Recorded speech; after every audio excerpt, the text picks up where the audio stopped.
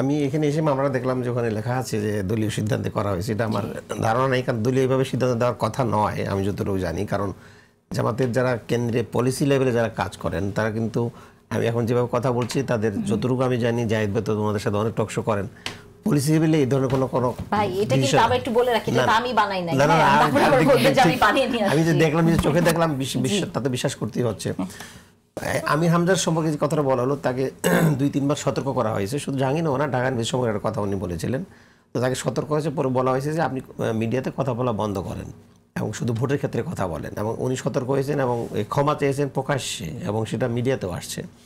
এবং তার কারণে পরবর্তীতে আপনি দেখবেন যে আপনি হয়তো জামাতের অনেক নেতাদেরকে এই টক শুধু খুঁজে পান না, কারণ হচ্ছে ওনারা খুব নিয়ন্ত্রণ করার চেষ্টা করছেন যে পলিসি লেভেলের বাইরে কোনো কথা যেন মিডিয়াতে না যায়, যেটা দলীয় বা কর্মীদের বা সংগঠনের। কিন্তু জামাতের নেতাদের মধ্যে এই প্রবণতা কেন? তারা অসত্য কথা বলবে কেন? আমি কথা বলছি, এটা হচ্ছে 2 নম্বর হচ্ছে যে এটা হচ্ছে আপনার টোটাল শিক্ষাগত সংকট আমাদের রাজনীতির ক্ষেত্রে। জামাতের যে বয়ান দিয়ে তারা রাজনীতিটা করছিল আর এখন যে রাজনীতি এখন তাদের সামনে উপস্থিত, এই দুটোর মধ্যে একটু পার্থক্য বুঝতে হবে আপনাকে। প্রথম হচ্ছে তারা যে ইসলামিক রাজনীতির কথা বলছে এবং এখন যে ধারায় অগ্রসর হচ্ছে, আর ক্ষমতা রাজনীতির ক্ষেত্রে এখন তারা প্র্যাকটিসে আছে, এই দুটার মধ্যে একটু পার্থক্য আছে। এই পার্থক্যের মধ্যে গিয়ে যখন ক্ষমতা রাজনীতি করবেন এবং ক্ষমতা যাওয়ার জন্য রাজনীতি করবেন, তখন এটা মাস পিপুলের পলিটিক্সটা হবে। আর যখন আপনি দলীয় রাজনীতির মধ্যে থাকবেন, কর্মীদের মধ্যে থাকবেন, তখন এক ধরনের বয়ান তৈরি করে কর্মী উজ্জীবিত করবেন, শিক্ষিত করবেন।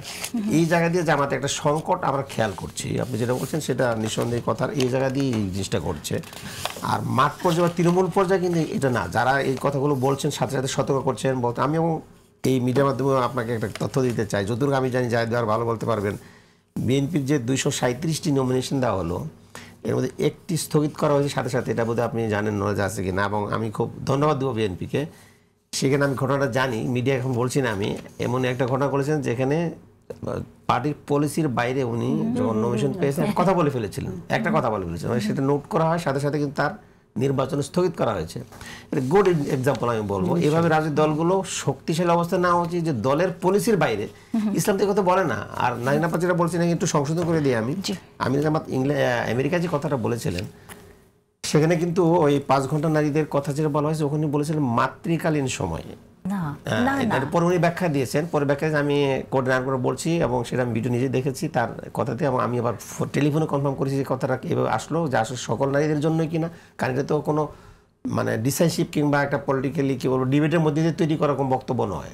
উনি তিনি বলেছেন মাতৃকালীন সময়ের কথা, কিন্তু আমরা যখন মিলিয়ে দেখলাম তখন কিন্তু মাতৃকালীন ছিল না। এখানে আমি একটা লাইন বলি যে মাতৃকালীন সময়ের জন্য তো একটা ছুটি নির্ধারিতই আছে, নির্ধারিত আছে, এখানে তো কথা হতে পারে না আসলে 5 ঘন্টা না, সেটা একটা লম্বা সময়ের একটা ছুটি। এই ব্যাখ্যা যদি ভাই আপনাকে ব্যক্তিগতভাবে দেয় তাহলে এটা হবে না। জাতির উদ্দেশ্যে উনি যেটা বলেছেন, আমরা যেটা শুনেছি সেটাই বলছি। যার বক্তব্য তাকে তো সেই ব্যাখ্যাটা দিতে হবে। আমি শুধু ক্লিয়ার করছি যে এটা তথ্য না অপতথ্য কিংবা ভুল কোনো বোঝাবুঝি হচ্ছে কিনা, এই কথাটা পরে ব্যাখ্যা দিয়েছেন। আর দ্বিতীয়ত আমি বলবো যে এই বিষয়গুলো নিয়ন্ত্রণের ক্ষেত্রে আপনি যেটা বলেছেন, রাজনৈতিক দলগুলো অবশ্যই তার প্রার্থীদের কারণ কথা বলেন, মিডিয়াতে যায়, সোশ্যাল মিডিয়াগুলোতে আছে, সেগুলো ক্ষেত্রে যেন এগুলো ছড়িয়ে যাচ্ছে, মুহূর্তের মধ্যে ছড়িয়ে যাচ্ছে। এটা যে কথাটা আমরা আজকে তুলে নিয়ে আসছেন আলোচনার মধ্যে দিয়ে, এটাই খুবই গুরুত্বপূর্ণ। রাজনৈতিক দলগুলোকে সাথে সাথে অ্যাকশনেও যেতে হবে।